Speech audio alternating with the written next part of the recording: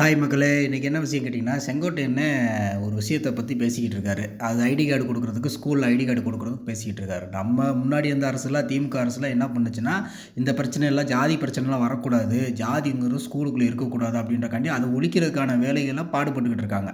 ஆனால் இவங்க என்ன பண்ணுறாங்க, ஐடி கார்டுன்னு ஒன்று கொடுத்து, அதில் வந்து பெட் குரூப்பு எல்லாமே இருக்கிறது பிரச்சனை கிடையாது. அட்ரஸ் இருக்கிறது பிரச்சனை கிடையாது. ஆனால் அதில் ஜாதின்ற ஒரு பேரை வைக்கிறாங்க. இந்த ஜாதி, நீ அந்த ஜாதி அப்படின்ட்டு. ஆனால் இந்த ஜாதி, அந்த ஜாதி சின்ன பசங்க மனசில் ஒரு பாய்சன் மாதிரி உள்ளே புகுத்தணும் அப்படின்றக்காண்டி இது பிளான் பண்ணுறாங்களா அப்படின்ற ஒரு இதாக ஆகிப்போகும். அவங்களுக்குள்ளேயே வந்து நான் அந்த ஜாதிக்காரன் அந்த ஜாதிக்காரன்ட்டு வெறி ஆயிரும். அது வந்து மைண்டு வந்து விதாரு படிப்பு வேஸ்ட்டாகவும் அவங்களுக்குள்ளே சண்டை வர்றதுக்கான வாய்ப்புகள் இருக்குது. இது இந்த ஸ்கீமை வந்து தடை பண்ணாங்கன்னா ரொம்ப சந்தோஷமாக இருக்கும்.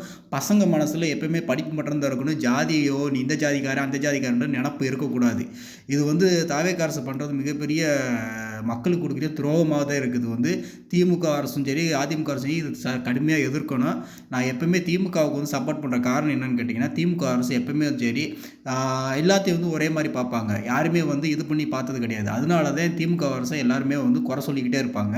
எனக்கு திமுக அரசு வந்து செயல்கள் நல்லாயிருக்கும், செயல்பாடுகள் நல்லாயிருக்கும். எல்லா அரசுமே கொள்ளையடிக்கும். ஆனால் திமுக அரசு செயல்பாடுகள் நல்லாயிருக்கும். இது வரைக்கும் நல்லா தொழில்துறையும் சரி எதுவும் சரி நல்லபடியாக கொண்டு வந்திருக்காங்க.